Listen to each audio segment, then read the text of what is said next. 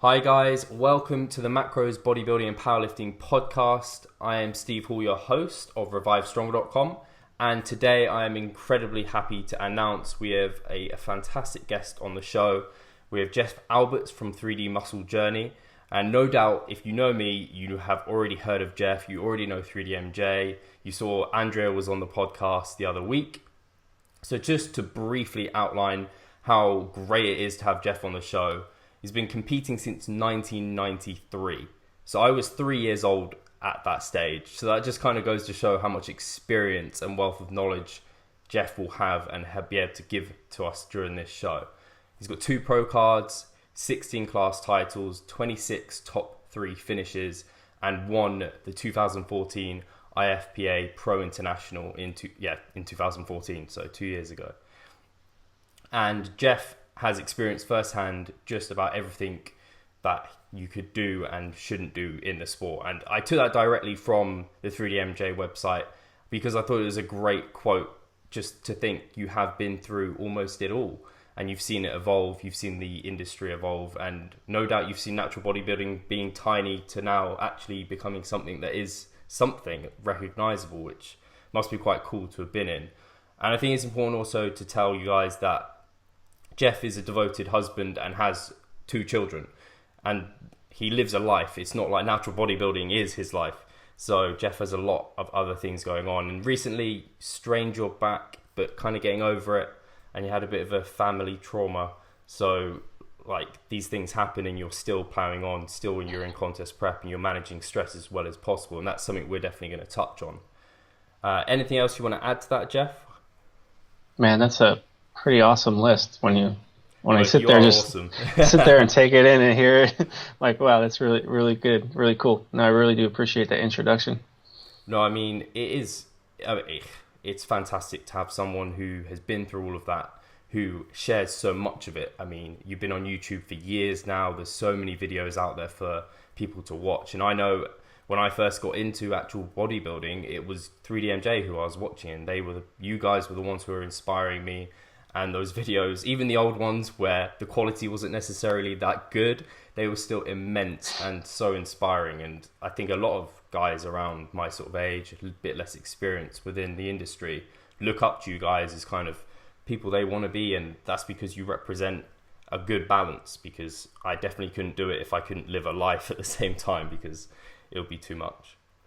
Yeah, I think I can speak for our whole team that when it boils down to, it's just we're just like everybody else. We lift weights and we try to get better, and we're just guys, normal guys who are trying to improve ourselves in the sport. So and I think it was just, for me personally, it was like hard for me to put myself out there in the very beginning.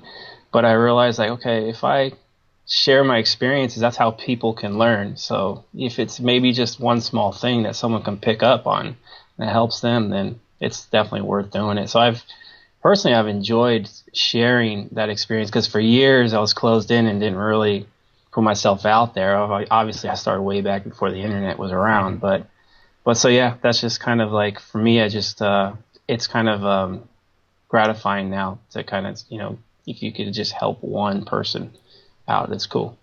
Yeah, I think that's what I try and do with my posts. I'm not always, and I actually got it from you when I heard a long time ago, or you may even well repeat it on your YouTube videos, in that you just hope that there'd be one person out there that might take one little bit of information that will help. And if you've done that, you've done your job, which I think is a fantastic thing to have, because you could easily, be kind of intrusive and not share your things. And natural bodybuilding is by itself quite a selfish and kind of introvert type of sport, which I think is why it attracts some people. But I always get more from the sport when I share it, when I share what my physique's looking like, when I share my struggles, when I share how things are going. Yeah. No, dude, your posts are awesome. Oh, like, I'm like, man, how does he think of this? I was like, that must have took some time to write that. but yeah, I think they're really good for sure. Oh, thank you. So yeah, actually, if we start off with just talking about how you feel your approach to maybe your training or nutrition has changed over time as you become now advanced. Obviously, you're kind of getting to near where you might view as at your genetic limit almost. Whereas before, when you first started out, obviously you maybe weren't doing things as well as you hoped. How have kind of you used the science and what's come out to progress how you've trained, or have you not really changed that much? Oh man, I could probably talk the whole podcast would be on that question, but I think I think the biggest thing that I did that was probably the best thing I did was open up my mind. I was probably like 7, 8 years ago now, where I was pretty close-minded with the approach, just because, I was self-taught for many years, and I got married to one particular training style, which was, Mike Minter, Dorian Yates' HIIT. So like high intensity, low volume, just balls to the wall, grind it out. And I made good progress with it. So, when you make initially some real strong gains with an approach, you're like, okay, that's the holy grail. I found the approach that works the best for me, and everything else was just like, they don't know what they're doing. They don't know what they're talking about. So anybody who would throw their ideas at me, I would just basically deflect it, or either I would defend the way I was doing things. So it was in a sense, I kind of identified myself as that hardcore type, Dorian Yates type Mincer guy. So it was a black and white thing. It was like, okay, I'm just going to defend my beliefs instead of like opening my mind up to other ideas and trying things. So, you could take that thought process into the real world too. Because you're seeing that all over the world in the political realm and everything. So just when I look back on that, I'm like, man, I could have gotten really good early on if I would have just had that open mind, just having that open mind and being a little bit more humble. So that's what the guys kind of introduced to me when I met the other guys at 3D Muscle Journey. It's like, hey, Jeff, why don't you try this? Why don't you try this? This is what the science says. And I'm like, finally, listening to them, interacting with them, getting to know them more on a personal level, it's like, okay, I started changing the way I thought and started implementing some, a little bit more volume into my training, backing down the intensity, changing up some of the nutrition and stuff like that, that all of a sudden I'm like, oh, I'm actually seeing some improvements here. So it was just not knowing. There was a fear of, okay, if I change these things, what's going to happen? Am I going to regret? Am I going to make progress, or am I going to go backwards? So there was that fear and insecurity. But once you start getting the results, that starts to go away. You're getting that affirmation of like, okay, this is actually working. And that not only did they help me with improving physically, but just mentally and emotionally as a person, I started to grow more because I'm getting outside of my comfort zone and getting outside of my that little box that I was in. So that's probably the biggest thing, was just always having an open mind now that there's probably methods that are still out there now that I haven't tried, science-based or not science-based, that may work for me. So I continue just to have that open mind and try to dabble with things here and there to see if I could improve. And even if, let's say, you try something and it doesn't work, because that's happened to me a lot, then okay, that didn't work. Now I can move on and find something that will work for me. And I think people have fear of trying things because they think they may not work, or you're going to lose progress. It's like when you've been in the gym for 31 years now, it's like, let's say you don't make progress for a month because you're trying something. That's like a needle in a haystack when you look at the big picture. So especially if it means you're gonna reap some nice rewards later on because of that mishap. So to me, that's basically kind of been the biggest thing, was just, be open-minded. But as far as the approach, like I said, it was more of the low intensity, high volume early on. And now, the last probably 7-8 years, it's been more, for me, it's higher volume, but it's the intensity levels are down, and just really kind of understanding and learning, what I can and can't do. How far I can overreach and when it's time to back down. Like some people, early on with, if I was to go back in time and I was going with this periodization approach, of course, early on, I would probably need someone to map that out. Okay, here's this block, here's this block, here's this block of training. Whereas now, with all the experience I have under my belt, I know how to auto-regulate that stuff. So that's the biggest thing, I think, as far as beginners, intermediates, advanced. The way I view it is more kind of like experience level. Yeah. And the more you start learning about yourself and knowing what your capabilities are, and when you can and can't back off, you get better at knowing how to auto regulate yourself. Yeah, I think that's the talking of being open-minded is massive for so many people, and just the whole fitness and health industry as a whole, to be open-minded about things and not being dogmatic, because it is really easy when you've seen results with something to then be attached to it. And I know I was with kind of my eating ways. A big one for a lot of people is kind of finding flexible dieting and kind of realizing foods aren't kind of clean and dirty, it's just food, and kind of realizing the main principles behind things, which is why the muscle and strength pyramids that Eric and Andrea and everyone did are fantastic, because it gives people that grounding straight away. And I guess you probably wish you'd been given those books back in the day. That would have been a game changer in itself. Dude, if someone told me, hey man, you could buy these books for $69, or hey, for $69 you could buy a tub of protein powder, I'm like, okay, that's $69 towards the books is a far better investment than a tub of protein powder. So yeah, I wish someone that, had taught me all this stuff early on. Because early on it was like I met a guy at the gym. He had some big legs. I'm like, hey man, how'd you get your legs like that? And of course it's like, oh, I do this type of training. So I went in there and trained with him, and of course I saw the gains. Then that's it. Got married to one style of training and one approach. So like those books, like you said, it's just more of like, it's kind of like it's a foundation to work off of, basically.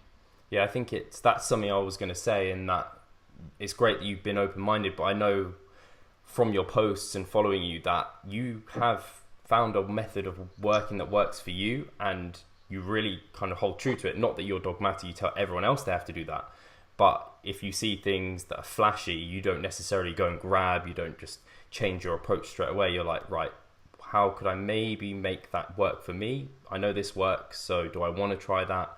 I think that's really powerful, because it's like when people talk about evidence-based practice, it isn't just the science, it's the experience with that, and that's a wealth of experiences, your own training notes and things like that. How much can you do? Yeah, I mean, if you can take some science and implement it and it works, that's great. But there's been some instances where I'm like, yeah, this just isn't working because of, whatever life circumstance I got going on. And it's like, oh, if I needed more, okay, science says here, you need this much volume. But if I have, like, I'm working all this overtime at work, or, there's a life trauma or something, life stressor I just can't do it, then you got to be able to, go away from that and auto-regulate and find more practical ways of doing things. And that's something that I even learned more so in 2014 during that prep, where there was things that would come up. I'm like, I can't train today. I got to take the kids to a dentist appointment. I got to do this, do that. I'm like, okay, am I going to try to rush my training and make that training session, the stress level, this high because I'm trying to blow through it? My performance probably isn't going to be all that great. My risk for injury might be a little bit higher. So to me, it just makes more sense to, don't stress on missing this workout. Do it tomorrow, where your stress levels are much lower. You'll probably perform better. You'll probably recover better after that because you're not as stressed, etc. So that was something that really ingrained to me, that I didn't have to be perfect. That key, that optimal word that was thrown around there for a while, like optimal. To me, I found like, okay, what is optimal? Is like, I know how to auto-regulate, and it's okay, and I did a pretty good job of it. There was some things that in that prep that I could definitely improve upon, so that's what I'm trying to do now with this prep. But yeah, that was a big thing during that. Was like, okay, it's okay to not be perfect. I guess that's really similar parallels towards the flexible dieting approach, in that, like, you screw up your diet one day, or you can't hit your macros perfectly. It's okay if you abide by the overall kind of, you get your main sets done on the main movements for the week, and you hit your calories for the week. It's kind of getting the main priorities in place. But it does take quite a lot of, I think, security in yourself, knowing that if you do that, you're not going to kind of completely ruin your physique just 1 week off. Yeah, experience has a way of curing insecurity. That's for sure. It's like when you go, like, let's say you're going on vacation and you're like stressing out, okay, how am I going to work out? How am I going to hit these macros? Cause now all of a sudden you're going from your own environment you're so used to now you're going into an environment that you're unsure of. Mm-hmm. And let's say, you go there and you screw up, you come back, you're like, shit, I screwed up. But then a week or two after that, once you fall back in line with your normal routine, you're like, oh, what was I stressing over? I'm fine. Mm-hmm. Yeah, so again, it's insecurity to really just make people do some wacky things. I guess that comes into, if we talk about the stress in contest prep, and anxiety is one of the big ones, I guess, that builds up over time. Have you ever had kind of preps where you got so anxious you almost didn't do the show? I know you talked about it recently on your podcast about quitting. Was there ever shows where you kind of, the anxiety built to a point where you were like, this isn't worth it? Or how do you deal with that sort of, that? I think I do that every prep. It gets to a point where you're just like, why am I doing this? Because the stress levels get pretty high or whatever, and you're like, you start feeling the fatigue, the hunger, and all that. You start questioning, why am I doing this? Is this even worth it? But I mean, there was never like a season where I said, okay, I'm not going to do the show because I'm too stressed out. Mm-hmm. I did quit a season, like halfway through a season. I stopped. I think I competed once, but then after that, I stopped. There was another show I was going to do, and I didn't do it just because I overate and I couldn't get myself back. But yeah, as far as like the anxieties, never really quit because of that. Mm-hmm. But I definitely know it plays a huge role in how we can progress. Because again, if we're insecure about progress or whatever, then a lot of people make adjustments that they probably don't need to make just because they're just feeling like they're not progressing enough or fast enough, and they start really making adjustments they don't need, and that can just drive stress levels even higher because now you're putting more stress on the body physically and mentally. So yeah, I think that's why it's so helpful having at least a coach kind of, or someone with you that you can kind of to talk to and just give your thoughts and feelings to. I know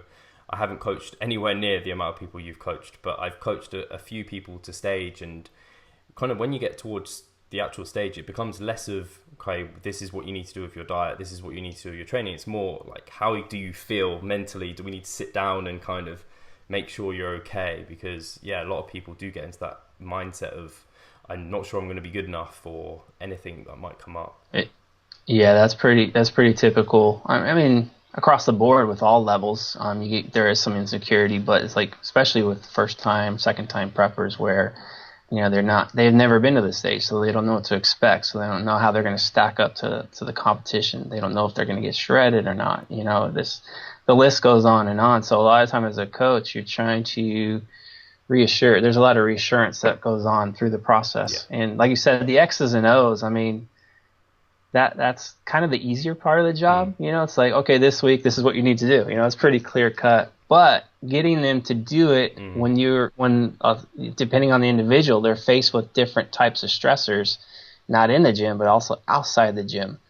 The people work, people have relationships, etc. So you're kind of like, is this play I'm going to call this week, these X's and O's I'm calling, is this the right call? Yeah, it makes sense on paper, like physically, okay, this is going to get this person leaner or whatever, but are they going to be able to execute that under all these stressors that are going on? So yeah, there's times where I just say, you know what, you just got to buckle down and face this stress, and you're going to have to do it if you want to reach your goal in this. But there's other times where you're just like, probably not the best call to make because this could make things worse. You might be able to see people go backwards and lose progress because of it. I've made those calls as a coach early on where, like, okay, I'm going to push this person here this week, and they end up binging or they go off, the wagon, and you're like, oh shit, shouldn't have made that call. It was probably better than me if maybe even throw a little bit more food there during a high stress week. That way, they can cope with it a little bit better, and we don't lose, we don't go backwards. Mm-hmm. So yeah, it's just, I think it's really tough because, especially as a coach, because you have people coming to you, maybe they've stalled out a little bit one week, but you don't, like, on paper they should be losing weight and like they're reporting good nutritional accuracy and things, and they want to push harder next week, and you're just, you're probably similar to me, like, hold out one more week can you do that for Yeah. me? Yeah, it's a hard call to make because in the past I would say a few years back I was probably too soft sometimes, Mhm. like too soft. Like I'm like, okay, mom, that's my mom in me. Okay, have Mhm. more compassion. But sometimes you have to say, you know what, you got to buckle down here. So as I've gotten more experience as a coach, I've been able to learn a little bit better when and when not to, pull the trigger on pushing people. Mhm. And I think also experience level, it plays a huge role too. Yeah. There's, if it's a team competitor, first show, first time prepping versus, someone who's on the world stage on that level, then, the guy that's on the world stage, you're going to say, okay, dude, you're going to have to buckle down. All Yeah. right. So there's differences there. And, even with myself, I'm still learning how much I can and can't push, certain aspects of my preps. Mhm. Um, so yeah, it's an ongoing learning process, both as an athlete and coach. Yeah, I think for myself at least, I probably discount how the feelings that I go through prep, seeing as I've only done the one, and to do it again, I think I probably have forgotten how hangry I got, how fatigued I got, Yeah, how like irritable I got, and things like that. And that's part of actually when I can go to compete again. It's part of the anxiety I have already, is thinking, how am I going to control all of that? How do I progress? And I think that's something you've definitely improved upon every time you've gone through your preps. That's almost been a thing for you to improve upon, has actually been to make it less of an impact on the other people in your life.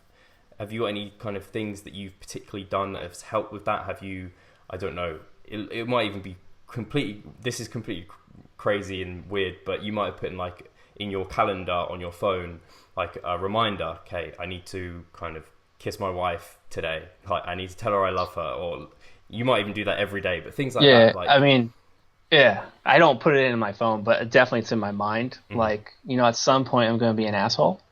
Just because I mean, when we're hungry, we're starving. If you go to the primal state, our priority is not to please your spouse yeah. or to even reproduce. It's like, no, I want that cheeseburger so I don't die. So your primal instincts can get the best of you. So I try to have that awareness that at all times, like, okay, I'm choosing to starve myself here slowly but surely over time, because that's what we're doing is basically we're control starving ourselves. That I just try to stay aware of that and, just make it a point to not treat people the way I wouldn't want to be treated. Hmm. It's probably the best way to explain it. And I as far as like my athletes I work with that are, don't really have the experience or the knowledge of kind of what that process is going to entail through the prep, that, these are the things that are going to happen. You physically, this is what's going to happen. Emotionally, this is what's going to happen. And I even think I made a video. I did make a video on this on bodybuilding and relationships, that Yeah. these things at the time weren't really talked about all that much. So I'm like, okay, this needs, and I had a couple of athletes I was working with where their relationships were suffering Hmm. because of the prep. So I was like, okay, I need to probably get this out and help more people and have, if people can communicate, like an athlete and their family or athlete and their spouse or significant other, like, okay, this is the reasons why these things happen, then their family and the spouse or significant other can understand the process, that there might be a little bit more communication and Hmm. compromise on both ends. So I'm trying to, yeah, it's like, yeah, it's cool to get on stage shredded, say I got a first place trophy, but if you're left there and you don't have a girlfriend Yeah. anymore or a wife, you're there holding a trophy by yourself, then what's the point? I completely agree. And I know people who have split up with their girlfriends because of prep. And I know my girlfriend, when we talk about it, she kind of isn't too happy about talking about it. She remembers all the bad times. But for me, I remember the time of having a trophy and having a photo with her and her supporting Yeah. me. And yeah, to have, you need their support because it isn't worth it on your own. Yeah. Yeah. Like at this prep, because I know It's crazy because, I mean, the sport is getting so advanced, or it's getting extreme, I should say, that the conditioning that we're seeing, especially from the male bodybuilders, is that the conditioning level is just going to higher and higher standards, that it's not so much, okay, what protocol is doing that, or what calls I need to do. It's more about, okay, I have to actually grind harder and longer, basically. And that means, okay, I'm going to have to suffer a little bit more so than I have in the past. So I'm already preparing myself mentally that, okay, that's what I'm going to have to do this prep. So I'm already kind of like prepping my wife now, saying, okay, this is what's, I have to go probably a little bit longer and harder. And I try to keep her informed of the stages that I'm in. And so like now it's still early on. It's like, okay, you're going to have wine with me tonight. It's a refeed day. I'm like, okay, we'll make it fit. But, the deeper we get into that, then I'll have to say, okay, can't really do that, babe, So she understands kind of like what my goals are, what's at stake. So I make sure I communicate, as I'm going along at where we're at in the prep. How do you deal with because you obviously have 2 children, so... And I've seen them on the social media, and they're obviously children are just active. They want you, they want attention, they want to play. And I know I remember horrible time in my prep, and my niece was next to me. She wanted to play, and I was just lying on the sofa, and I was just like trying to kind of just moving my arm, like I was not playing with her. How do you deal with that aspect? Because that must be it must actually be really tough, because you must feel very emotional when you can't actually physically, you feel like you can't do that and play with them. Well, you know what? It's going to be a whole new experience this time around, because my son's 4 now. Yeah. The last time I prepped, he was 2, or going to be turning 2. So, I mean, it's just, obviously he was more of a baby then than he is now. And my stepdaughter is now 12. She was 10 at the time. That's about the same. She's pretty active, her. So, but yeah, I just manage it. It's the best I can. I think I always make them first. Mm-hmm. So, that's the thing, is that the one advice I got from our 3D Muscle Journey sponsored athlete, Smiley Elmo Jr. Oh. He had kids. He was prepping. I'm like, hey, Smiley, give me some advice here. I'm going to prep next year. I'm going to have a baby and all that. And he's just like, make them a part of it. Yeah. And I'm like, okay, yeah, that makes sense. So, you'll see some of my videos. You'll see my son wandering around in the garage while I'm training, and things like my stepdaughter. When I make, like, let's say froyo at night with my PB2, she's like, you want some? So it's like I'll have her eat it and things like that, so they feel more of a part of it. But yeah, those days when it's like you're dragging ass and you don't have energy and they want to play soccer or something like that, it's like, I just suck it up. Mm-hmm. I mean, that's probably I don't tell them I don't have energy. I'm like, no, I can't do this right now. Yeah. I just suck it up and go do it. And in the back of my mind, I'm like, okay, if I'm feeling this lethargic and this tired and this hungry, and if I'm out there playing soccer with them, well, guess what? I'm probably going to get leaner. Mm-hmm. So in a sense, that kind of motivates me. I know some people during prep, they're like, I'm hungry, and they'll complain. And to me, I'm like, okay, that means shit's working. Yeah. So I try to have that mindset as much as I possibly can. Yeah, I think that's a really good view to have, actually, to include other people with you. And that's something I want to do more this time round. I compete is, like, rather than having separate meals with my girlfriend, you'd have joint meals, you'd make it something together. And you might normally want to go out for a pizza on a Saturday night. I'd love to, but maybe come in and make kind of more diet-friendly pizzas together, and then you can make them part of the experience, which I think is really important for people to take away, is don't become kind of isolated. It's probably the worst thing you could do. Yeah, I think the way my wife and I did it was that when I first started prepping, because we got married like year and a half, almost 2 years ago, that first prep that I prepped with her, that, she would ask, okay, so what's for dinner? What can you do for dinner? I'm like, you just make the food and I'll deal with it. So, I would measure it after she cooked it and things like that. So about a month out, I would kind of stop doing that. But for the majority of the prep, it was more about, I'm going to work around you and the family, not the other way around. Mm-hmm. So I found ways to make things work where, because my thought was if they don't feel the stress of it, then I'm going to be less stressed, and Yeah. if I'm less stressed, then I'm going to be happier, and if I'm happier, then they're going to be happier. So to me, it's like, okay, I'm going to work around them, not the other way around. So that's probably the one thing that I would say was, that last prep I did was, I was successful on stage, but as far as the process and how I was able to do it, working around my family and, not trying to be overly perfect with things, it was like, to me, it was the most successful prep I had. So I kind of I don't look at like, okay, pro cards or winning pro shows or first places on a trophy that's not the only indicator of success. To me, it's like there's so much more besides that. And I think a lot of people don't see the behind the scenes and what each athlete kind of goes through in their journey to get to that stage. So I know when I see someone who comes in, let's say fifth, they might be disappointed, but I'm like, there's probably a ton of things that person did so well to get to that point. Yeah, I think that's important because we can't all be genetic. Like the industry now, it's growing so much. The genetic side of it is probably going to become more of a bigger role because the genetic freaks are getting into the sport, and there are some amazing physiques out there now. And so other guys who are also not necessarily going to have the best genetics are going to get into it as well. And they have to pull apart those other aspects of the sport and find value in that. Otherwise, there's no point in them doing it. They won't get any kind of benefit from it if everyone just places the standings on where they come as the only value from doing it. Whereas the actual sport in itself is years of grafting before the actual stage presence. Yeah. I think that the sport, like you said, it's growing leaps and bounds. I think that because, more people know about it, more people are participating, then we're going to start seeing that talent pool is going to just keep getting bigger and bigger and bigger. We could go back to like American football, in the 50s and 60s, and you're like, okay, a lineman was 250. Now lineman's over 300 pounds and much faster. So it's just the talent pool is getting bigger and bigger. The sport's going to get more and more advanced.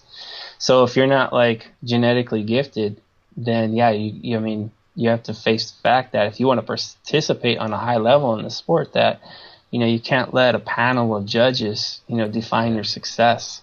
It sucks not to win. It might sting for a day or two, but if you can find, if you could find define your own success, I think you're going to be that much happier. Because that's basically what I've done. Yeah.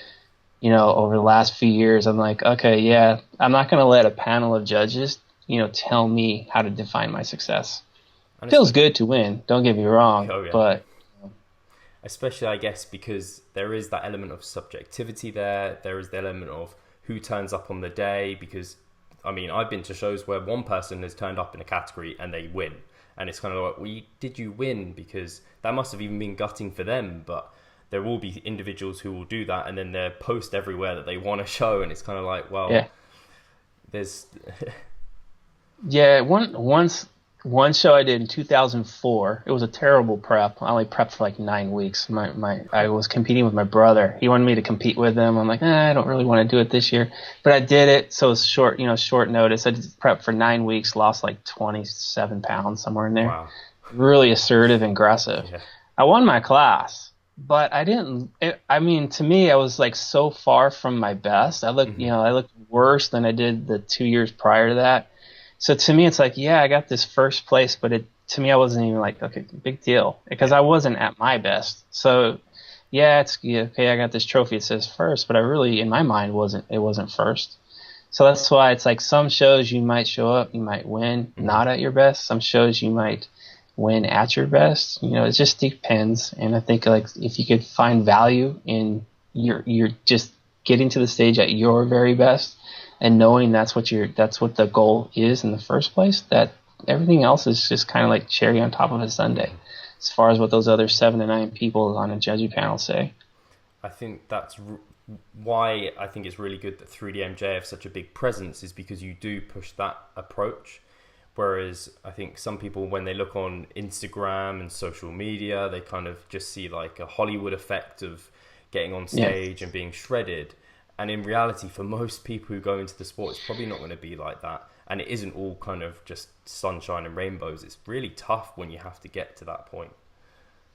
Yeah, yeah.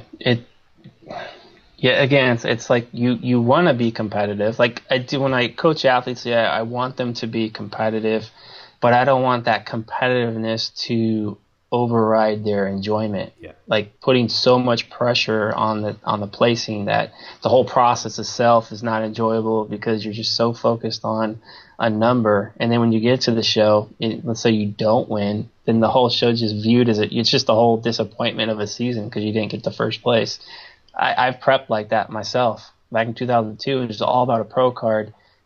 The whole prep was just I'm gonna win, I'm gonna win, I'm gonna win. And when I didn't win, I was just like, that sucked. It was Yeah. like the whole season just felt like was a fail. And it was like my best physique at that point, but I didn't see the value in that. I Hmm. just saw the value of like that pro card. And even if I did win the pro card in that season, probably wouldn't have did anything on the pro level anyway. I would probably, and not only physically wasn't I ready, but mentally I wasn't ready either. Hmm. Because I just didn't have that healthy mindset. So in a sense, I could look back and go, that was a good learning experience that I went through that, Yeah.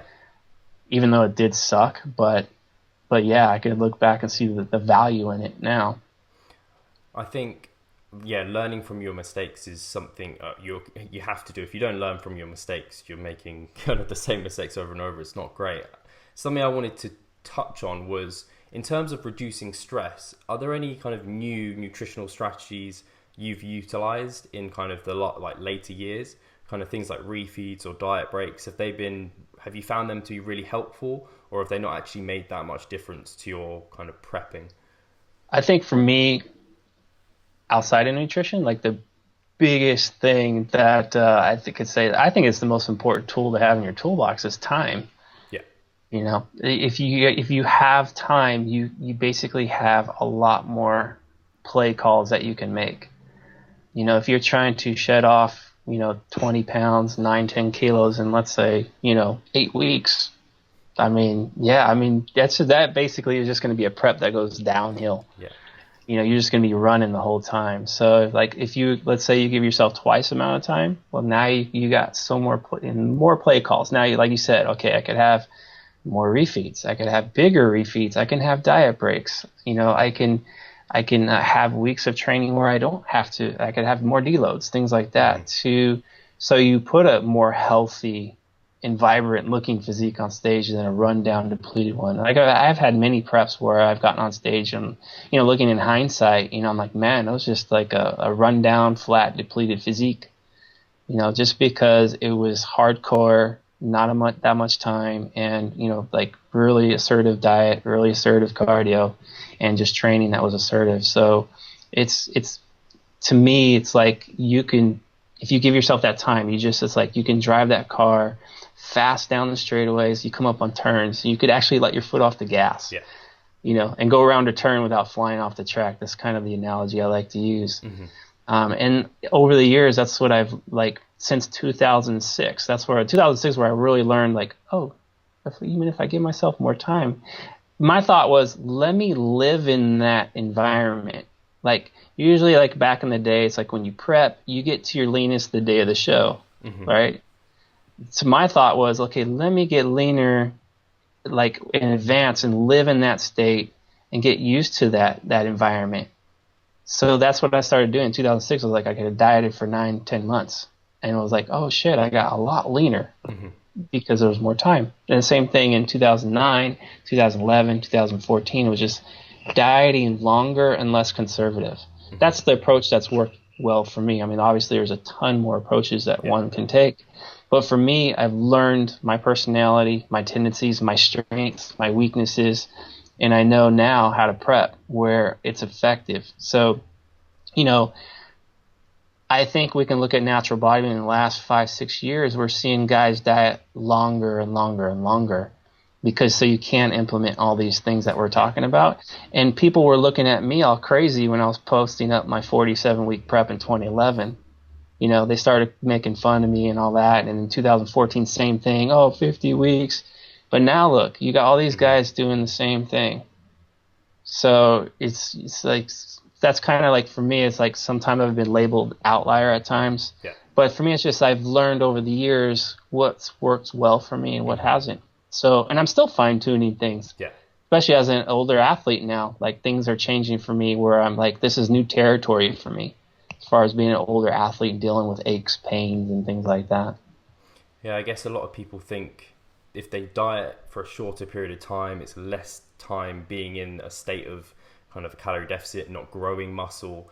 Whereas if they think of it as growing muscle takes absolutely ages, so you're not, reality, even if you gain a couple of months, you're not really going to gain that much kind of more time gaining muscle. You're better off giving yourself another couple of months with less stress, more time to take refeeds, the diet breaks, probably going to be less likely to lose performance, less likely to lose any muscle, and so you'll come into stage better, and then it doesn't matter how you come out afterwards because that kind of, you already come out with a better result on stage.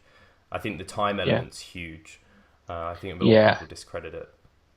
I think in like when I was doing those, like I've done long preps, but when I was starting to chronicle online, people would see that length and their first thought would be like, oh shit, you're going to lose muscle because you're dieting so long. But if you dive into the specifics, it's like, okay, now I'm having these pretty damn big refeeds. I'm having diet breaks. I'm having, the cardio's less intense. So it's like I'm putting myself in a more healthy environment as far as the prep by being more controlled, being more conservative versus some of the older preps I would do where it was like shorter duration, but the intensity level is like way up here. So, I mean, in 2009, I competed at 160 pounds. I don't know what the kilos is for your listeners, but it was like 160 pounds. And then in 2011, I was 170. So 10 pounds, about 4.5 kilos heavier, but leaner. And everybody looked at that and go, wow, you gained a ton of muscle. How did you gain a ton of muscle at the age of 40? I'm like, no, it wasn't about gaining muscle. It was like I retained it. Mm-hmm. And in 2009, even though I did take quite a while to diet, the mistakes I made then was it was too assertive. Like I wasn't really doing regular refeeds. Like I wasn't doing weekly refeeds. It was like, okay, maybe once a month or whatever. So I was just really kind of more too assertive, basically, in a nutshell. And I basically ate all my muscle up. And in 2011, it was it was a little bit longer process, a little more time, more refeeds, and and a little bit more training and volume and things like that. But I retained a lot more muscle. And in 2014, it was about the same body weight, but a little bit leaner, a little bit fuller. So it was just even a little bit less conservative of a prep. And I think it definitely put a much healthier physique on stage. So I'm kind of crossing my fingers that same approach, but maybe a little bit longer of a diet and a little bit more strategic as far as the refeeds and things like that. I could put a little bit better package out. No, for sure. And I think having prepping and having a plan in advance is so helpful. And I guess that's why you guys, when even on your application form and things for 3DMJ, you put on there, you don't want people when they're like 20 weeks out and they've got a ton of weight to lose. You want to have as much time as possible so you can plan in these kind of diet breaks and refeeds and things like that because they can be so helpful. Yeah, one of the biggest lesson I learned as a coach, and I had an athlete that applied, and I basically took him on, and kind of an elite athlete, like a really tremendous physique with a ton of potential. And I dropped the ball because basically, this person had a lot of weight to lose and the timeline just wasn't really what I was kind of hoping for. There really wasn't another show for this person to do. It was just, okay, we got to get this person to the stage of this. And, instead of just really holding true to what I knew was to say, you know what, this ain't going to happen. I'm not going to prep you. We need way more time than this. Maybe this might be a 2-year project instead of a 1 year or however many months. I can't remember how many months it was now. So I went ahead and prepped him anyway, and the result wasn't that great. And it was like too short of a timeline. The only thing I can do was just basically run this person into the show, run him into the ground. And so since that day, that I was like, okay, never again. So now it's like I'm adamant about, if I get someone who needs to lose 50 pounds in 5 months, I'm like, this is not going to happen. This is a year, maybe even longer project. and we'll take it in phases and steps, not like, okay, this is a prep in 5 months. That ain't going to happen. So yeah, I definitely learned a valuable lesson, and I really wish I would have, if I could go back in hindsight and just stuck to my instincts and my experiences, because I know on myself personally that, that's a recipe for disaster. So yeah, it's still kind of like, it still haunts me now, that happened. So that's definitely, I even made a video on prep time for us, and I definitely use that like quite often. I just refer people to it when they're like, okay, I want to prep, and they're like adamant about prepping this year, and I'm like, you know what? Nope, watch this video. Goes over the reasons why I'm not going to take you, that soon. No, that's really good, because I think a lot of people don't realize how much diet fatigue, for lack of a better word, kind of builds up, and that in itself will be horrible when you have to diet faster than you should really be doing it. That fatigue is only going to build faster and faster, and like you said with the analogy, you're going to crash. Not only that, like that season, but you have to factor in, okay, once you're done with that prep, as terrible as it probably is going to be, you got to factor in the recovery time after that. So after you just went through months of like killing yourself, you got to come out of that and repair a lot of things. And so you're setting yourself back even longer. So it's smarter to just say, you know what, okay, if this is a 2-year project, maybe it's better to take 2 years to go to the stage versus crashing into the stage and then, okay, guess what? You're not going to get back on stage for another 2 years after that, maybe longer, and being at the top of your game. So it's kind of like you have to, like that first decision to prep or not to prep and setting up the timeline, in my opinion, is the most important decision of the prep right there, right on the spot, first thing. And I guess, like we've talked about as well, it's not just the physical and your own kind of problems you're going to have to deal with after that crash and burn.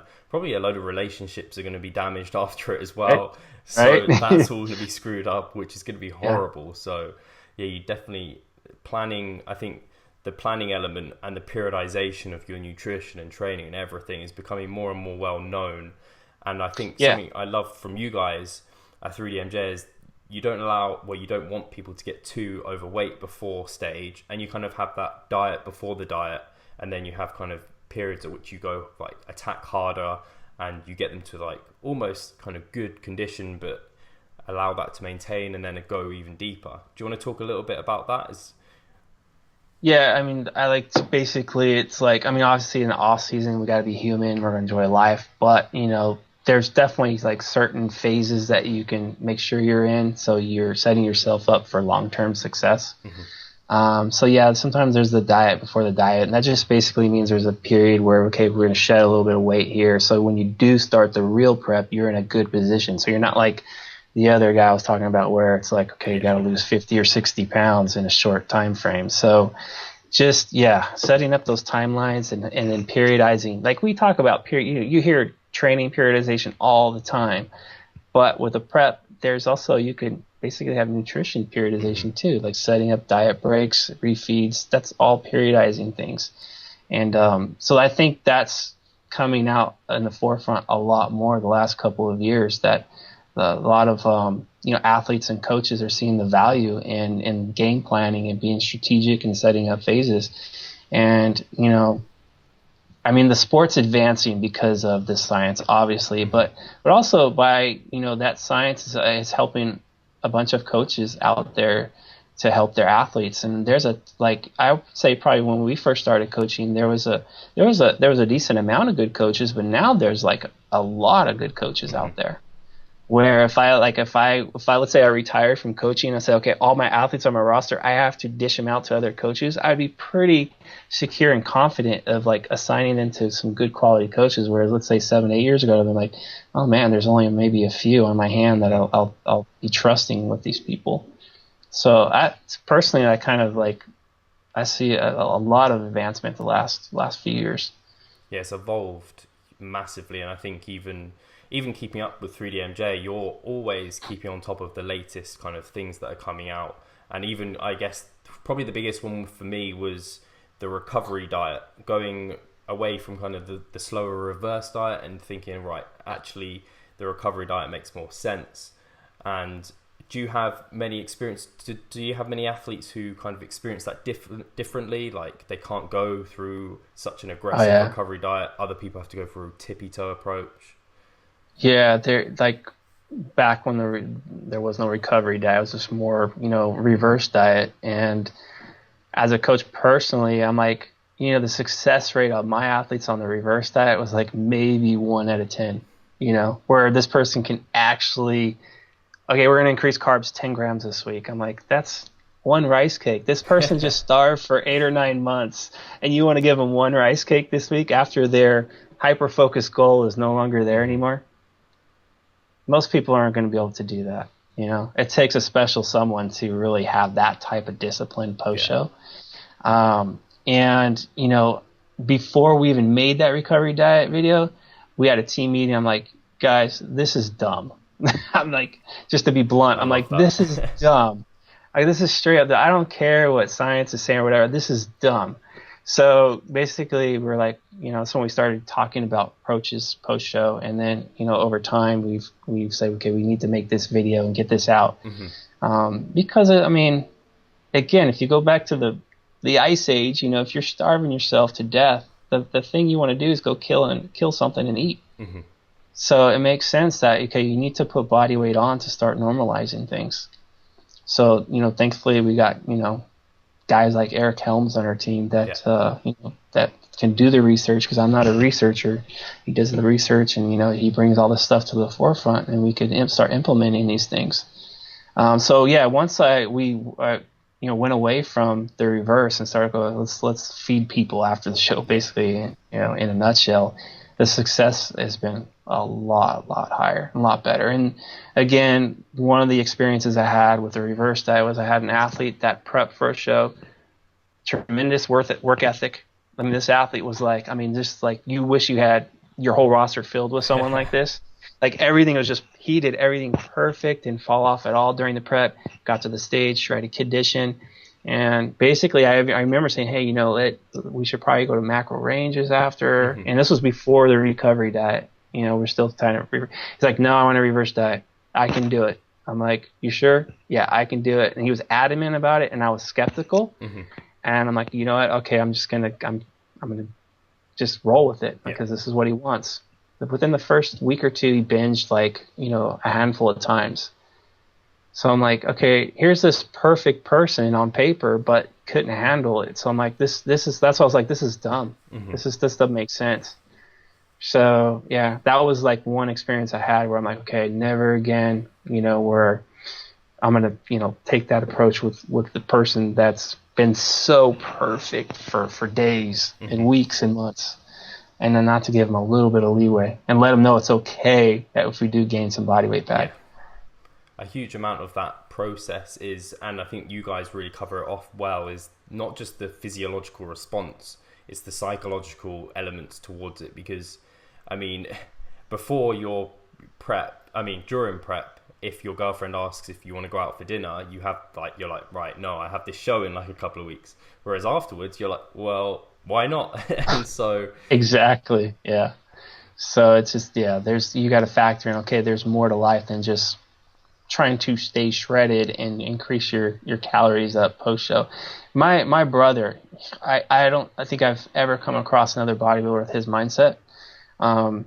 Discipline like no tomorrow. And he's done the reverse diet, and he did it perfectly, flawlessly.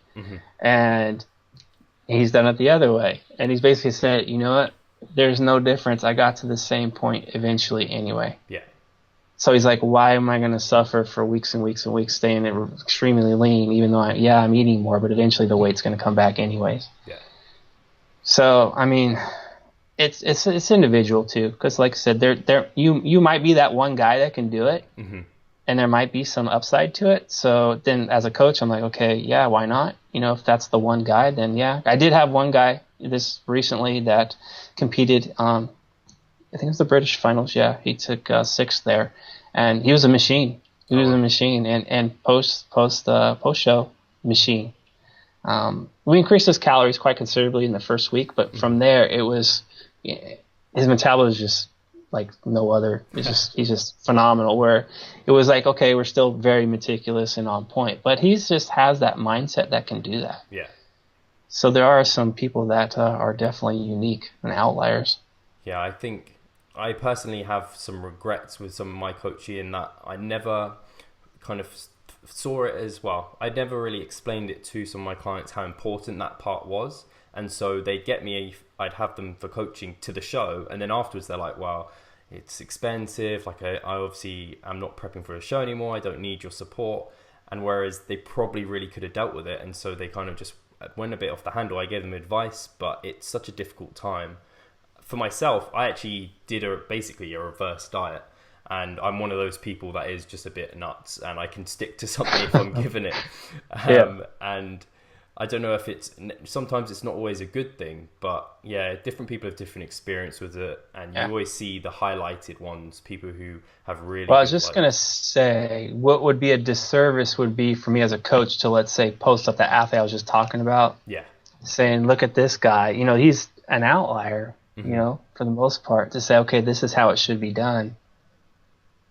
For him, but not for the guy who's on the way on the other side of the aisle who, it doesn't have that incredible metabolism and etc. That, so I'm really cautious about when if I do post up athletes, that, there's got to be context to it to a post like, in my opinion. That way it's not trying to make like, okay, this is how it's supposed to be done. So yeah. No, I think that's really important. So I just want to touch on some other questions that kind of come to my head when I was thinking about, right, I'm interviewing Jeff. What are some questions that I just want to ask outside of things? And one of them that came to me, and I don't know if you've particularly talked about it before, is that the rest of 3DMJ have kind of dabbled in powerlifting. Well, more than dabbled, like they're all fairly successful at powerlifting. And you've never gone into that. Have you ever been tempted to? Do you think it's helped you as a bodybuilder by not having that area of kind of not, maybe some of it's quite non-specific towards what your overall goals are? I've never had a passion for it. I think that's the biggest thing. After, what year was that? After my 2011 season, I think it was, I'm like, you know what, I'm going to do a powerlifting meet for the experience. Because, there was, we coach powerlifters. So I'm like, well, I need to get the actual experience if I'm going to coach a powerlifter. Yeah. So I started training a little bit like that, but I just never really had the passion. So I'm like, you know what, I'm just not going to do it. And as a coach, we do coach powerlifters, but I don't. Like, I just specifically say, you know what, I just don't. I'm not going to coach someone in powerlifting if I don't have a passion for it, because I don't want that person to get a disservice, So I'll just say, you know what, let's refer you out like to, Alberto or Brad or, Eric or somebody. So yeah, I just never had a passion for it. I do the lifts, I bench, I squat, I deadlift, and I'm not good at it, to be honest. I'm not very strong, I look strong. Like, out of all five of us, I'm the biggest one, but I think pound for pound, I might be the weakest one. I think Andrew might be even stronger than me pound for pound. Maybe. We'll see. But yeah, it's just, and then bodybuilding's just been a passion. And I know for some people, when they come out of a bodybuilding season, like if you're a bodybuilder, then they go more towards, let's say, a powerlifting shift to have a goal, because there's such a long gap between seasons. I've never just needed that. I've always been driven, like, okay, you know what, I want to improve my physique. It's always been a high priority for me. So I've never really had that experience where I lose focus in an off season as far as like my bodybuilding goals. That's really interesting, because almost it's becoming like everyone does it now. Everyone who's a bodybuilder now goes into powerlifting in their off season. But I think it's good to see that people like yourself haven't ever needed that element. Like, there isn't. No. Everyone doesn't have to do that.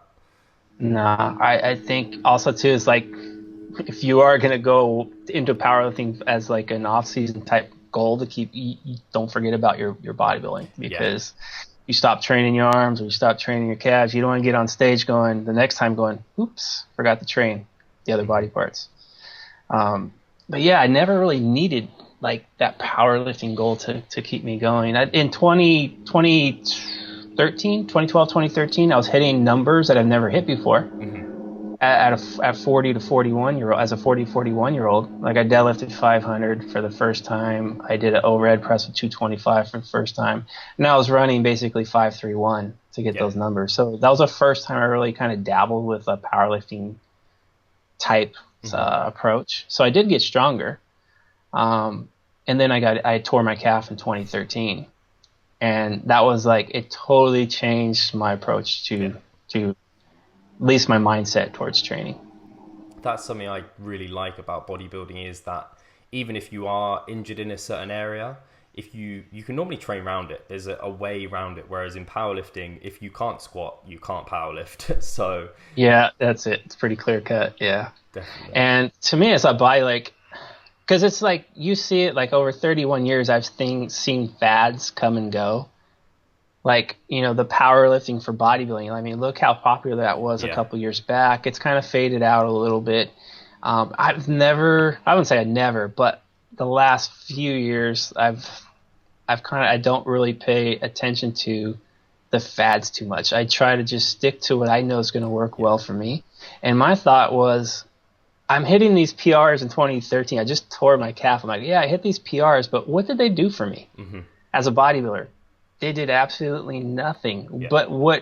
But getting to those PRs, the work that led to it, that's what was building my physique. So I'm like, I don't even need it. Why do I need to hit a run rep max for me at this point? It doesn't mean nothing except for stroking my ego at this point. Yeah. So to me, it's the work leading to it. So it's like, I can care less if I hit a 500-pound deadlift anymore or not. Mm-hmm. No, I think that's a good perspective to have, because for a bodybuilder, a 1 rep max test is incredibly non-specific to their sport. So if it keeps you driven and like on check and gets you doing the work, exactly. Yeah. So that's another thing. It's like, I'm not saying that they're bad or you shouldn't do them. Like, because for some people who, like, they may not have my mindset and like they want that 1 rep max, and if it means that it motivates them to train, to stay in the gym and train harder or whatever, then that's a tool to use, but to use it intelligently. Obviously, don't run rep max every week, but plan it. But yeah, you can definitely use it as a tool. Awesome. So I don't want to keep you too much longer. I just wanted to say some points that I think was really, really good that you touched on, and that I think a lot of people can take away specifically from you, Jeff, is that you've always kept an open mind, but also using a lot of your own experience in that. We've just touched on that again, that you don't get taken away by fads that come in, and you kind of keep perspective, and you just kind of take what works and kind of leave what doesn't, in a sense. And that when it comes to stress management, just time and planning, you can't really get past those elements. Well, yeah, I mean, when you train for 31 years, it's so easy to look in hindsight, but if you flip-flop that in your first year or two, or within your first 5, you don't have all that insight. So it's like, okay, you just, if someone's listening to this and they're just starting out, just be okay that, you know what, you're going to make mistakes, and you just keep learning from them. And be open-minded to all different approaches. Just because science says one thing doesn't mean that's going to be the answer. There might be something that you do that's not backed by science, but it just somehow just works. No, so I think I've been good at being able to use a combo of both of those realms. 100%. And if people want to contact you or find out more about yourself, I guess, where's the best place? The 3D Muscle Journey, probably YouTube channels are probably the best place. Yeah, Team 3DMJ on YouTube, 3dmusclejourney.com, Jeff Albert's Facebook, and then 3DMJ Godfather on Instagram. So I'll put I'm not all on those Snapchat. links. No Snapchat yet. Oh yeah, it's Eric's not on Snapchat either yet, is he? Andrea is, Alberto is. I've got them both. They're more hip. They're more hip than we are. Yeah. Yeah, Snapchat is kind of a teenager and I don't know, up to 30 or something. I'm not sure. I don't have time. I have 2 kids. Yeah, that's my excuse. You just snap them. That's all you got to do. They're entertaining enough. There we go. Awesome. So yeah, I'll put all those links in the description box below so you can get contact of Jeff. And I just want to say a massive thank you for you, Jeff, to come on and share your experience, share your kind of how you would go about things, what lessons you've taken away from everything you've done. And it's amazing to me that I'm talking to you right now, considering when I first started natural bodybuilding, it was 3DMJ and you guys who I was all looking up to. So to have this opportunity for me personally is amazing. And to have met you in London was amazing. That was a great time. No, I really appreciate you having me on. It was fun. Yeah, awesome. Well, thank you very much. And thank you for everyone for watching.